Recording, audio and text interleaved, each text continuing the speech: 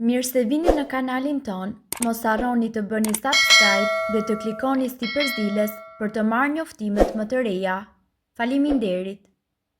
Nuk duhet t'i konsumoni këto 3 ushqime nëse vuani nga tensioni i lartë i gjakut. Hipertensioni ose presioni i lartë i gjakut prek miliona individ në mbar botën dhe është një faktor kyç rreziku për sëmundjet kardiovaskulare, ndërsa medikamentet dhe ndryshimet në stilin e jetës mund të ndihmojnë në menaxhimin e hipertensionit. Një aspekt kyç që shpesh neglizhohet është dieta.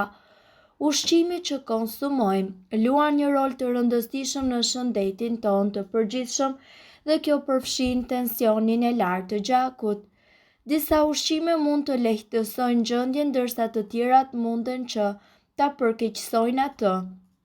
Kardiologu Raed Bargo, dietologja Krutika Nanavat kanë zbuluar se cilat janë ushqimet që ju duhet të shmangni nëse jeni duke luftuar me hipertensionin. Mishi i përpunuar. Mishi i përpunuar i ushqimeve mundet të dëmtojë seriozisht shëndetin kardiovaskular. Sipas Dr. Bargout, mishat e përpunuar janë ndër opsionet më të këqija kur bëhet fjalë për presionin e gjakut dhe shëndetin e zemrës. Mishi i përpunuar i ushqimeve kryeson listën e ushqimeve të cilat munden që të rrisin rrezikun e ngjarjeve kardiovaskulare duke përfshirë sulmin në zemër dhe goditje në tru. Produkte furrës si biskota dhe ëmbëlsira.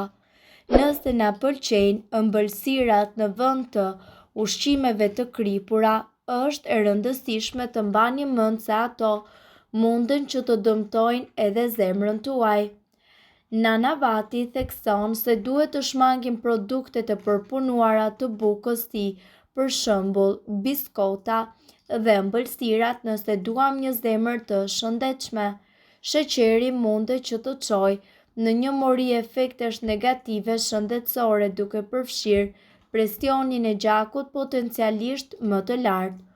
Ushqime të ngrira.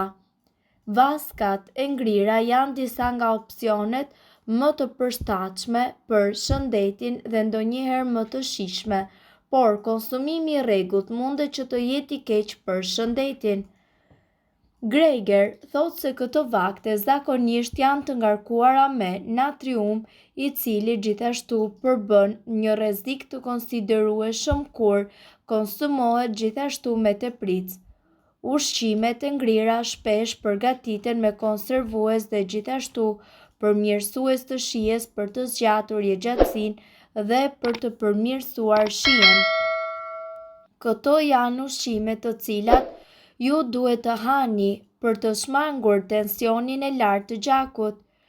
Presioni i lartë i gjakut është një sëmundje e frikshme për shkak se ajo ka disa simptoma të cilat i vënë njerëzit në rrezik të madh për sa i përket sëmundjeve të zemrës.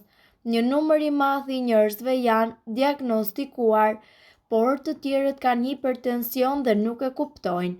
Tensioni i lartë i gjakut mundet të mbahet nën kontroll me ndryshime në stilin e jetës, prandaj mos e humbisni shpresën në qoftë se kjo diagnozë ju është dhënë, sepse mund ta ndryshoni duke ngrënë këto ushqime. Rushi.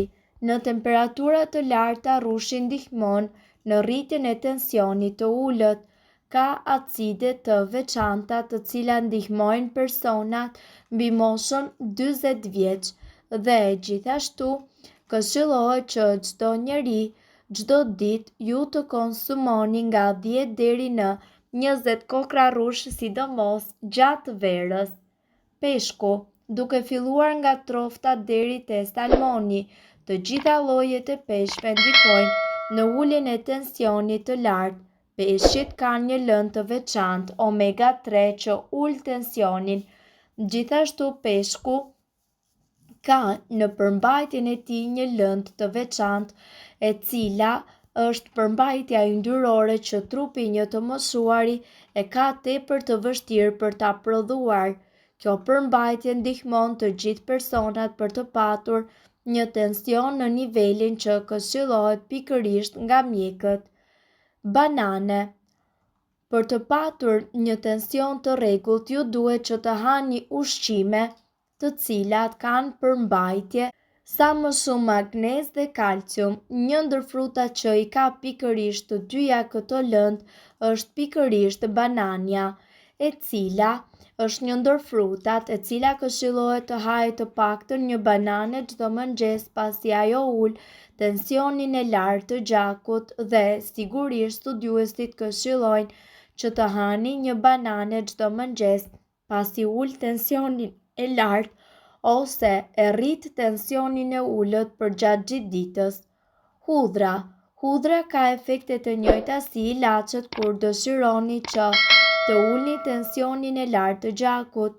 Hudhra gjithashtu përmban një lëndë të veçantë të quajtur alicin, i cili gjendet tek pjesa më e madhe e ilaçeve që përdorin sot të moshuarit apo personat e tjerë të cilët kanë tension të lartë. Çokolata. Për studiuesit ka një efekt çuditëbërës pasi ul në një kohë shumë të shkurtër tensionin e lartë të gjakut.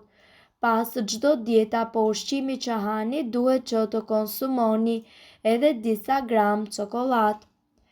Gjithashtu, këtu ne do t'ju tregojmë se ekziston edhe një pije fantastike e cila mundet që të ulë tensionin e lartë të gjakut. Në rast se ju përdorni medikamente të cilat shpesh shoqërohen edhe me efekte anësore, tashmë është koha që ju të mësoni për disa receta natyrale krejtësisht të padëmshme për shëndetin, të cilat shpesh kurojnë pagjumsinë, marramendjen apo dhe kontraktimet e muskujve, por ju mund të përdorni shumë thjesht këto ushqime ose produkte të cilat do t'i gjeni lehtësisht në dollapin tuaj dhe që janë fantastike për shëndetin.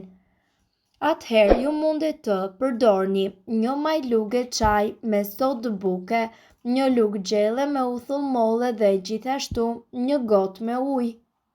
Çfarë duhet të bëni? Uthullën dhe sodën ju duhet që t'i tresni mirë tek gota e ujit. Konsumojeni 2 herë në ditë për të patur rezultatet më të mira. Mirë po, gjithashtu mundet të përdorni dhe një recetë e cila përveç se ul tensionin e lartë të gjakut, ndihmon edhe arteriet të bllokuara. Përbërësit që juve do t'ju duhen janë 4 thelpi hudhra, pak xhenxhefil, 4 limona dhe 1 litër ujë. Përgatitja dhe përdorimi.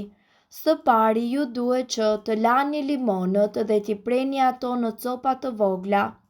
Pas kësaj shtojeni në një blender bashkë me hudhrat, xhenxhefilin dhe gjithashtu limonin. Masën e krijuar hidheni në një tenxhere me ujë të valuar. Para se të marrë val, hiqeni atë nga zjarri dhe lëreni që të qetësohet. Ruajini më pas në një shishe qelçi. Prania e limonit do të bëjë të mundur neutralizimin e erës së pakëndshme të hudrave, prandaj mos u shqetësoni më për këtë. Konsumojeni këtë pije çdo ditë me stomakun bosh të paktën 2 orë përpara çdo vakti.